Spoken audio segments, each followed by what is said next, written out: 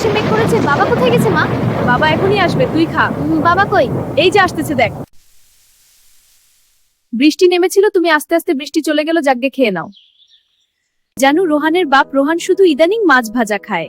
হ্যাঁ বাবা, আমি শুধু মাছ ভাজা খাবো। না, রোহানও তো মাছ ভাজা খাওয়া যাবে না, খেলে অসুস্থ হয়ে যাবে। রোহান, মায়ের কথা শোনো। হ্যাঁ বাবা, পরে অন্য কিছু খাবে। কত বোঝায় ছেলেটাকে যে মাছ ভাজা খাস না, কিন্তু মা একটু শাকসবজি খা। আমি চাই না। কিন্তু কে শুনে কার কথা? রোহানের মা, তুমি রোহানের কাছে থাকো, আমি বুদ্ধিমশাইকে ডেকে নিয়ে আসতেছি। হ্যাঁ তুমি যাও, আমি রোহানের কাছে আছি। অতিরিক্ত ভাজা পোড়া খাওয়ার কারণে এখন কি করা যায় আব্বা? ডাক্তার ডাকবো? আগে ঘরোয়া চিকিৎসা দেই।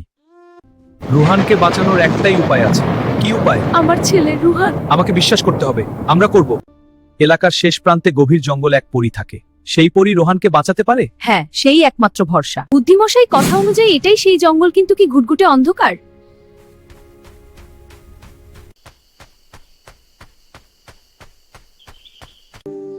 হ্যাঁ, এই তো সেই নদী। বুদ্ধি বাবা যার কথা বলছিল।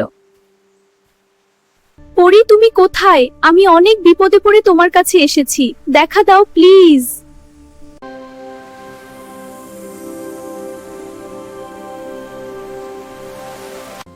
আমি এই বনের আত্মা, আমি এসেছি এর ভারসাম্য রক্ষা করতে।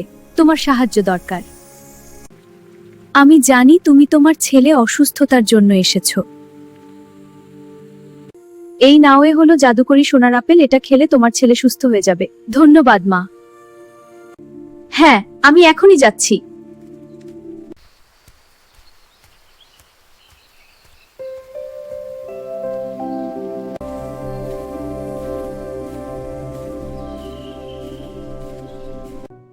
এই ফলটা খাও বাবা। ওয়াও, ধন্যবাদ মা। হ্যাঁ, খেয়ে নাও।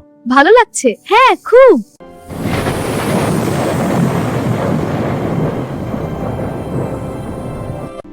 I bring you peace and strength. Wow, I feel it. Bless you, kind spirit. Thank you. মা, আমি সুস্থ হয়ে গেছি।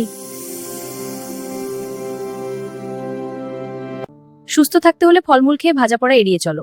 হ্যাঁ, মা ঠিক বলছে। ভালো খাবার খেলে তুমি তাড়াতাড়ি সুস্থ হয়ে আচ্ছা যাবে। বাবা। কেমন আছিস বাবা? ভয় পাস না। একটু কষ্ট হচ্ছে বাবা, সব ঠিক ভিডিওটি হবে। ভালো লাগলে সাবস্ক্রাইব করে পাশেই থাকুন।